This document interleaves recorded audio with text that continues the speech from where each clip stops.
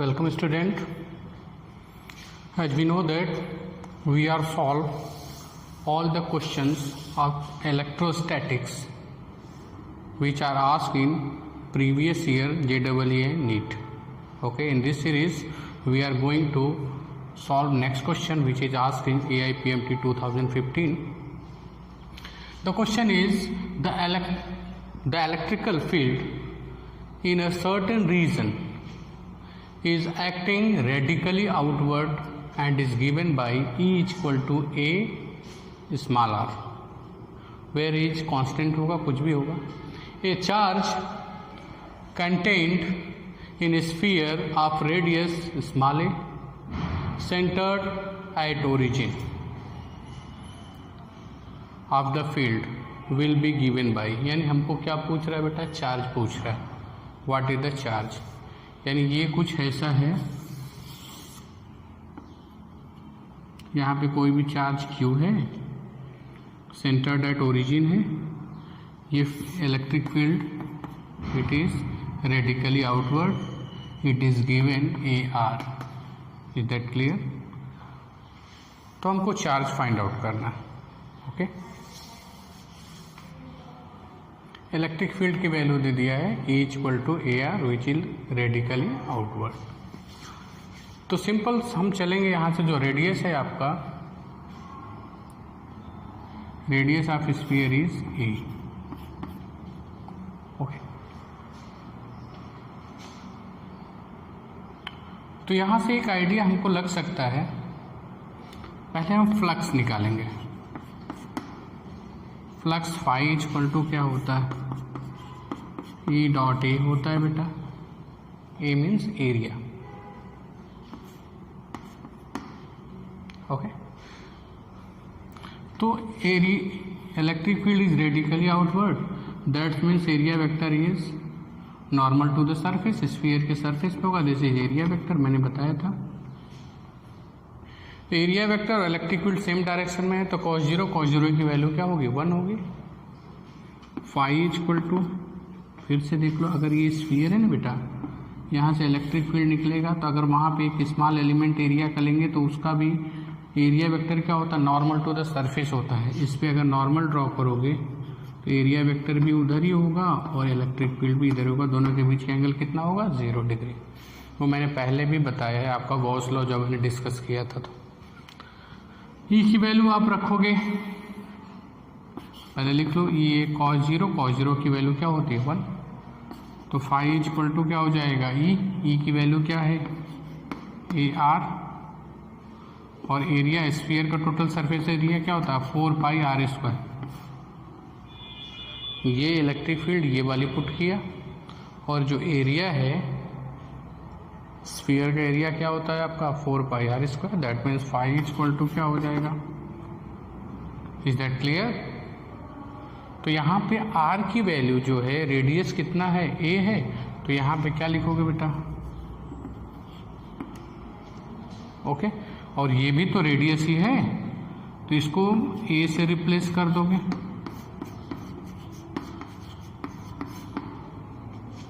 Okay, तो क्या हो जाएगा, phi equal to 4 pi A small a². Flux आ गया, E कर दिया है, E के प्लेस पे AR किया, और ये होता है 4 पाई r². r² ही लिख लो, आपको प्रॉब्लम है तो r² लिख लिया. r और r² क्या हो जाएगा बेटा, लास्ट में r³ हो जाएगा, उसको A से रिप्लेस कर दोगे तो A³ हो जाएगा. Is that clear? This is total flux passing through the surface, entire surface. अब हमको चार्ज निकालना है. अगर हमको फ्लक्स मिल गया तो बेटा चार्ज इजीली काउंट कर सकते हो. हम जानते हैं flux equal to, according to Gauss law, Q upon epsilon naught. Figure को ड्रॉ कर देंगे, रब कर देंगे. नाउ Q इक्वल टू क्या हो जाएगा, इधर ये डिवाइड है, इधर मल्टीप्लाई हो जाएगा. फाई यहाँ से पुट कर दोगे आप, 4 pi A small a². Which option is correct? A square, ये तो करेक्ट होगा नहीं क्योंकि यहाँ पे ए स्क्वायर है। इन तीनों में से कोई करेक्ट होगा, लेकिन यहाँ पे देखो बेटा 4 पाई है, नहीं है तो ये भी नहीं होगा। इन दोनों में से कोई सही होगा, लेकिन यहाँ पे क्या है, ए स्क्वायर है। देखो ये क्या है, 4 pi a epsilon naught a q. B option is correct. Is that clear? This is ask AIPMT 2015। तो बेसिक प्रिंसिपल के साथ चलोगे चीज़ें आसान हो जाएंगी। अब हम अगले क्वेश्चन की तरफ चलते हैं। Next question, okay, which is given by in a region the potential is represented by Vxyz equal to 6y minus 8xy minus 8y plus 6yz, where V is in volt and xyz are in meter. The electric force experienced by charge of 2 coulomb situated at point 111 is. There are 4 options. Next question ये आपने मैंने read किया, कह रहा है कोई reason है जहाँ पे पोटेंशियल दिया है Vxy equal to this equation, the variable xyz, here V is volt and xyz are in metres. कह रहा है एक 2 कूलम का चार्ज जो है आपका 0.11 पे रखा है, तो हमको उस पर फोर्स चाहिए। ओके, तो सिंपल सी बात है, फोर्स इक्वल टू क्या होता है, Q इंटू ई xyz। यानी अगर मुझे xyz की वैल्यू क्या है, कहाँ पे निकालना है, 111। अगर xyz यानी 0.111 पे अगर इलेक्ट्रिक फील्ड फाइंड आउट कर दें और फिर जो आ जाएगी इलेक्ट्रिक फील्ड उसमें चार्ज 2 से क्या कर देंगे, मल्टीप्लाई कर दिए 2 कूलम से, तो हमारा फोर्स आ जाएगा। क्योंकि F इक्वल टू क्या होता है, Q इंटू ई। तो हम पहले E फाइंड आउट करेंगे। तो मैंने आपको बताया था प्रीवियस में भी ऐसा एक क्वेश्चन कुछ आया था आपका, लेकिन ये थोड़ा डिफरेंट है इसलिए मैंने इसको भी बताया। This question is asked in AIPMT 2014। तो कैसे इसको सॉल्व करेंगे, सबसे पहले as we know that E equal to होता है minus dV upon dx, x direction में आएगा। Ex equal to Ey equal to minus dV upon dy, Ez equal to minus dV upon dz। एक एक करके Ex Ey Ez निकालेंगे, फिर उसके बाद आगे का काम करेंगे। ये रिलेशन होता है, this is the relation between electric field and potential. तो देखो बेटा क्या हो जाएगा, minus d upon dx, v के प्लेस पे क्या रखोगे, 6x minus 8xy minus 8y plus 6yz। Careful करना पड़ेगा, अगर कुछ भी प्लस माइनस गड़बड़ हुआ, x की जगह y की जगह सब गलत हो जाएगा, ऑप्शन मैच नहीं करेगा। दूसरी बात, अगर ये Ex निकालेंगे तो इसको x के रिस्पेक्ट में डिफ्रेंशिएट करना है, यानी x के रिस्पेक्ट में डिफ्रेंशिएट करने का मतलब taking y and z as a constant.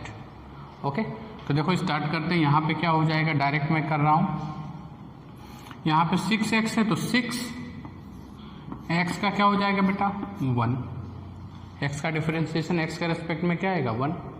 अब देखना यहाँ पे x है तो माइनस 8y, 8 तो कांस्टेंट है, y is taken as constant, minus 8y। फिर x का करोगे तो कितना हो जाएगा बेटा, इंटू 1, माइनस यहाँ पे x है नहीं है तो सिंपल क्या हो जाएगा 0, 0 लिखने की, जो जहाँ x नहीं होगा वहाँ पे क्या हो जाएगा डिफरेंशिएशन 0, क्योंकि हमको x के रेस्पेक्ट में करना है।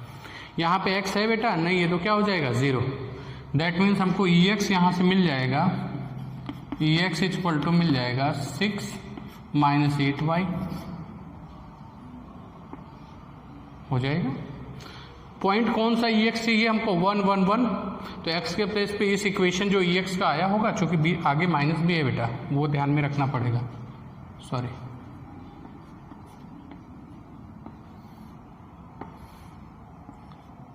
तो अब जब करोगे तो ये माइनस हो जाएगा बेटा, ये क्या हो जाएगा आपका प्लस हो जाएगा। Is that clear? तो अब x के जगह पे ये जो आया है आपका वेरिएबल, x के प्लेस पे 1, y के प्लेस पे 1 और z के प्लेस पे 1 रखोगे तो बहुत अच्छी बात है। यहाँ सिर्फ y है तो क्या हो जाएगा, Ex equal to minus 6 plus 8 into 1 करोगे तो 8 कितना हो जाएगा 2i कैप। x को क्या लिखते हैं i कैप, यानी हमारा Ex इक्वल टू कितना आ गया बेटा 2i cap. Is that clear? इसी तरह से इसको करोगे minus d upon d y same c x 6x minus 8xy minus 8y plus 6yz है बेटा। अब चूंकि y के रेस्पेक्ट में करेंगे डिफ्रेंशिएशन तो y को वेरिएबल की तरह लेंगे और आपका x और z is taken as a constant. तो यहाँ पे y है नहीं है बेटा, तो ये क्या हो जाएगा आपका 0 हो जाएगा, लिखने की ज़रूरत तो नहीं थी। यहाँ पे y है तो -8 और x as at constant, minus यहाँ पे माइनस बाहर रहेगा, ये भूल मत करना बेटा। ये हो जाएगा 0, यहाँ पे -8 x is taken as a constant. y का जब करोगे तो कितना आ जाएगा 1 हो जाएगा, ये x है यहाँ पे है तो ये क्या हो जाएगा सिंपल -8 हो जाएगा, y का क्या हो जाएगा 1। यहाँ पे 6z y है 6 और z is taken as a constant, coefficient में आ जाएंगे, प्लस 6z y का क्या हो जाएगा 1 हो जाएगा। ये क्या होता है j कैप होता है, ये हो जाएगा -8x माइनस 8 प्लस 6z 1 1 1 रख दो, x के प्लेस पे 1 रखोगे तो -8 हो जाएगा। तो -8 कितना हो जाएगा -16, 16 में 6 -10 हो जाएगा, -10 क्या हो जाएगा plus 10 j cap. Is that clear? आप देख लो 1 1 पे करना था, ये हो गया आपका, ये तो 0 हो गया था, -8x y का 1 हो गया, वेरी गुड। ये हो गया -8, ये 6z y का 1, तो यहाँ पे हुआ -8x minus 8 plus 6z। x के प्लेस पे क्या रखोगे आप 1, तो -8 हो गया, -8 माइनस 16 प्लस 6 -10, ये हो गया आपका 10 j कैप। सेम इसी तरह से आपका -d अपॉन dz, अब डायरेक्ट करता हूँ मैं, डायरेक्ट लिखूँगा 6x minus 8xy minus 8y plus 6yz। देखो इसको नीचे करेंगे, माइनस तो रहेगा ही, डायरेक्ट करते हैं आपका z के रेस्पेक्ट में z नहीं है 0 है, यहाँ z नहीं है 0, यहाँ z नहीं है, क्या हो जाएगा बेटा 0, इन तीनों में 0, यहाँ पे z है तो क्या हो जाएगा आपका 6yz का क्या हो जाएगा 1 हो जाएगा, k कैप। ये हो जाएगा आपका, इज दैट क्लियर? ये हो जाएगा -6 k कैप। ओके, ये आ गया। तो टोटल इलेक्ट्रिक फील्ड, इसको रब कर दे रहा हूं। ओके, टोटल इलेक्ट्रिक फील्ड कितना हो जाएगा, अब इसको रब कर दें, ऑप्शन से मतलब है हमको। अब इसको शॉर्टकट में भी आप कर सकते हो, ये तो समझाने के लिए इतना लंबा बताया, जल्दी जल्दी आपको आएगा तो उसको जितना जल्दी लिख सकते हो लिख, कोई दिक्कत नहीं। तो ये कितना हो जाएगा, total electric field equal to EX I cap plus EY J cap plus EZ K cap. तो E इक्वल टू हो जाएगा, EX की वैल्यू कितनी है 2I कैप, EY की वैल्यू कितनी है 10J कैप, EZ की वैल्यू कितनी है -6 k कैप। तो इसका मैग्नीट्यूड कितना हो जाएगा बेटा, √2 4 प्लस 100 प्लस 36। वेक्टर में आपने पढ़ा होगा, कितना हो जाएगा आपका E इक्वल टू 140। ओके, 140 हो जाएगा। इसको मैं क्या लिख सकता हूँ, 2√35। तो फोर्स इक्वल टू क्या होता है Q इंटू ई। Q की वैल्यू कितनी है 2 कूलम, E की वैल्यू F इक्वल टू कितना हो जाएगा 4√35 newton. Which option is correct? Is that clear? Okay, now we are moving towards next question. It is given by, the question is assume that an electric field E is equal to 30x square I cap. An electric field x direction में exists in space. The potential difference VA minus V naught, where V naught is potential at origin and VA is potential at x equal to 2. याद कर लो, कभी भी ऐसा question आ जाएगा जब electric field से potential निकालना. ओके, अब ये मेरे को क्या निकालना है? पोटेंशियल. अगर पोटेंशियल से इलेक्ट्रिक फील्ड निकालना है तो अभी बताया माइनस dV/dx. लेकिन अगर हमको क्या करना है, इलेक्ट्रिक फील्ड से पोटेंशियल निकालना है तो इंटीग्रेशन की तरफ चलेंगे. लेकिन उसके लिए देखो ये कंसेप्ट है, V find out minus V reference. Reference मतलब जो दिया हो. ये कंसेप्ट याद कर लेना, कहीं पे लिख लेना, इस तरह के क्वेश्चंस बहुत आते हैं. माइनस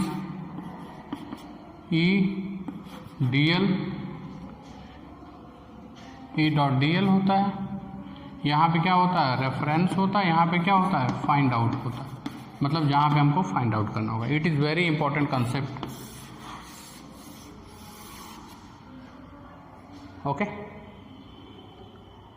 तो हमको क्या निकालना है बेटा? VA मतलब A पे निकालना है. V नॉट क्या है आपका? गिवन है. ओके,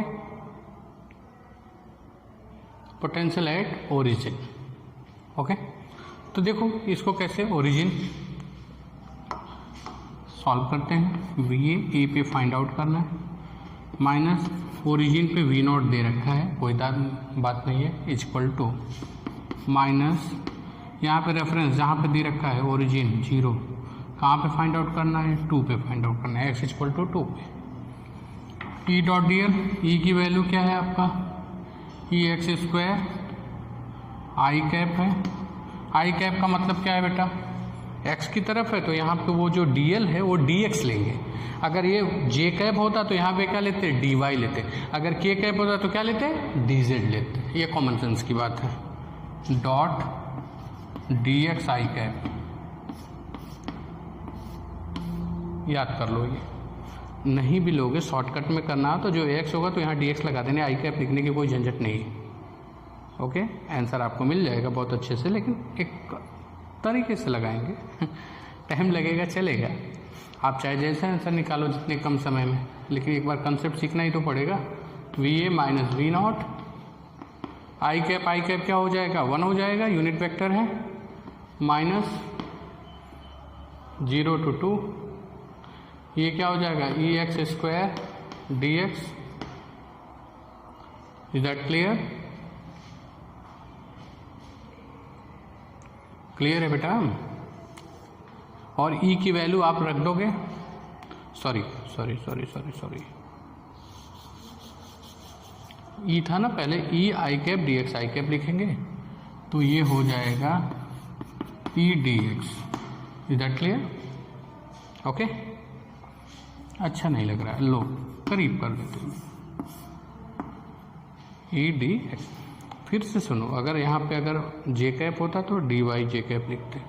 अगर k कैप होता, तीनों होता तो dot dx i cap dj plus dy j cap plus dz k cap, इस तरह से लिखते. लेकिन एक ही है तो बहुत अच्छी बात है. अब वैल्यू EX की पुट कर देंगे बेटा. VA माइनस V नॉट यही निकालना है हमको, माइनस 0 to 2. E की वैल्यू क्या हो जाएगी? 30x square. आई कैप मैंने पहले ले लिया तो लिखने की ज़रूरत नहीं है. और dx अब क्या हो जाएगा? VA माइनस V नॉट, अब तो जानते हो, माइनस 30 हो जाएगा. और x स्क्वायर का इंटीग्रेशन क्या हो जाएगा? x क्यूब अपान क्या हो जाएगा बेटा? 3 हो जाएगा, लिमिट 0 to 2. ये तो जानते हो, x to the power n dx, x to the power n+1 upon n+1. बिल्कुल सिंपल है, मैथमेटिक्स के स्टूडेंट बहुत अच्छे जानते हैं, बायो वाले जान ले. x का पावर n का इंटीग्रेशन करते हैं बेटा, x पावर n+1 अपान क्या आता है? n+1. यहाँ 30 कांस्टेंट है, इसको बाहर ले लिया इंटीग्रेशन से. यहाँ पावर 2 था तो x to the power 2+1 upon 2+1. Is that clear? Okay, minus 30 हो जाएगा बेटा. 3 को भी बाहर ले लेते हैं भाई. एक बार अपर लिमिट 2 का क्यूब माइनस 0 का क्यूब, कोई मतलब नहीं है 0 का मतलब. ये हो जाएगा minus 10 into 8, how many? Minus 80 volt. Minus 80 volt, which option is correct? Minus 80 volt, which option is correct? Is that clear? Now we are moving towards next question. It is given. This question is asked in NEET 2017. The question is, the diagram below show region of equipotential. This 4 diagram A, B, C and D. This is point A. This is equipotential surface 10 volt. Second 20, 30 and 40. Same. This is 4 equipotential surface. Each have potential 10 volt, 20, 30, 40. Same as one in the figure. This is spherical equipotential surface. We have 4 options. First option, max work done required to move Q in figure C. कह रहा है C में सबसे ज़्यादा work done होगा. कह रहा है कोई चार्ज को हम क्या कर रहे हैं, और चार्ज क्वेश्चन में दिया है Q is move from A to B. Then we have 4 options. First one is max work done is required to move in figure C. तो बहुत सारे बच्चे बोलेंगे यार सी सही होगा क्योंकि डिस्टेंस ज़्यादा है. Okay, work done equal to force into displacement. No no no no, concept से चलेंगे. आपको पेन भी उठाने की जरूरत नहीं, बिल्कुल कंसेप्ट आपको क्लियर होगा, ऑप्शन आ जाएगा, आपको इसको सॉल्व करने की जरूरत नहीं है. नेक्स्ट में दिया है in all cases work done is same. Third one is minimum W is required to move in figure ही. कह रहा है ए में सबसे मिनिमम. कुछ लोग कहेंगे ना ये भी सही है क्योंकि डिस्टेंस कम है. Max work done is B. कह रहा है बी में सबसे ज़्यादा वर्क डन होगा, ये दिया है फोर्थ ऑप्शन. तो जो इलेक्ट्रोस्टैटिक फोर्स होता है it is known as conservative force. It does not depend on path, it depend only initial position and final position. यानी ए से बी तक आप गए, ऐसे ऐसे घूम के गए, उससे कोई मतलब नहीं है. मतलब आप थे कहाँ, पहुंचे कहाँ, उस पर डिपेंड करता है. ऐसे जो भी फोर्स होते हैं कंजर्वेटिव फोर्स हैं. इलेक्ट्रोस्टैटिक पोटेंशियल एनर्जी चाहे वर्क डन जो भी होता है. तो ये कुछ इस टाइप का उसी कंसेप्ट बेस्ड है. हम जानते हैं work done is equal to Q into delta V होता है, चेंज इन पोटेंशियल. इस केस में क्या होगा, पाथ से कोई मतलब नहीं, इक्विपोटेंशियल सरफेस दूर दूर है, उससे भी कोई मतलब नहीं है. मतलब सिर्फ ये है ए से बी तक जाना है हमको क्यू कूलम चार्ज के साथ. तो फाइनल कितना होगा बेटा, 40 माइनस 10. W इक्वल टू क्या होगा, Q इंटू 30. यहाँ पे भी इतना ही होगा, यहाँ पे भी इतना ही होगा, और लास्ट केस में भी इतना ही होगा. It does not depend on path, it depend only initial and final. मतलब चेंज इन पोटेंशियल पे डिपेंड करता है कि final potential minus initial potential. Is that clear? That's why this option is incorrect. This is in all cases work done is same. NEET 2017. तो बहुत सारे questions ऐसे आपके आएंगे कॉम्पिटिटिव एग्जाम्स में जिसमें आपको क्वेश्चंस को सॉल्व करने की ज़रूरत नहीं है. आपका कॉन्सेप्ट जो है स्ट्रांग है तो आप इजीली उसको सॉल्व करो, पेन भी टच करने की ज़रूरत नहीं है. तो ऐसे कभी मान लो 30 क्वेश्चंस हैं JEE में, मान लो मेन आप देने गए, तो 30 क्वेश्चंस में आपको 10 क्वेश्चंस ऐसे मिलेंगे जो कि सिर्फ कॉन्सेप्ट पे बेस्ड होंगे. अगर आपका कॉन्सेप्ट पूरे 11-12 का स्ट्रॉन्ग है तो आप 10 क्वेश्चंस बिना आप सॉल्व किए ऑप्शन करके आओगे, और रेस्ट ऑफ 20 में उसमें लड़ना पड़ेगा. तो अगर मान लीजिए 10 हो गया, अगर 10 में आप सॉल्व कर लिए तो 20 बहुत होते हैं, मोर देन सफिशिएंट 30 में से 20. और टॉप करना है तो वो तो अलग की बात है. यानी अगर JEE और नीट के एग्ज़ाम्स में 50% मार्क्स होते हैं, आपको मे भी गवर्नमेंट सीट मिल जाएगी. JEE में सिलेक्शन हो जाएगा अगर 50% JEE में, और एडवांस में अगर मेन एडवांस में आप कर लोगे. तो इसलिए इतना आप अगर 12th के साथ प्रिपेयर करते चलोगे, each and every topic concept को आप समझते चलोगे, जैसे आज मैंने जितने क्वेश्चंस बताए उस सारी थियरी को कौन कौन सा कॉन्सेप्ट कौन सा लगा, एक एक चीज़ें आप सीखते जाओगे, तो पूरे ईयर के एंड में आपके पास 2-3 हज़ार क्वेश्चंस के कॉन्सेप्ट होंगे. ऑलमोस्ट 2000 and 3000 क्वेश्चन घुमा फिरा के वही सब आता है. डिजिट चेंज रहता है, कॉन्सेप्ट सेम रहता है. क्वेश्चन जो दिया जाता है उसके लैंग्वेज थोड़ा उलझाएंगे आपको. JEE में सबसे बड़ी प्रॉब्लम JEE नीट में है, क्वेश्चन सिंपल ही कॉन्सेप्ट होगा लेकिन इतना लंबा लिखेगा, आप पढ़ते पढ़ते पढ़ते पढ़ते आपका कंसंट्रेशन बीच में क्या होगा, क्योंकि उनको आपको टेस्ट करना है हर तरह से. इसलिए कंसेप्ट को धीरे धीरे बिल्ड करो. कोई एक दिन में नहीं सारी चीज़ें हो जाए, धीरे धीरे पॉसिबल है. बोर्ड के साथ साथ धीरे धीरे पढ़ते रहो, हर each and every topic cover करते रहो, तो लास्ट में हो जाएगा। Is that clear? तो आज के लिए बस इतना ही। नेक्स्ट में मिलते हैं और अलग अलग क्वेश्चन के साथ। Okay, thank you.